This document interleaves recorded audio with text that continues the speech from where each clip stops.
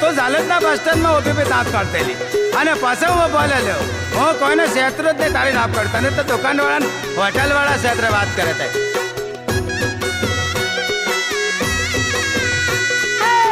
तू तो कहते लो अल्या राजी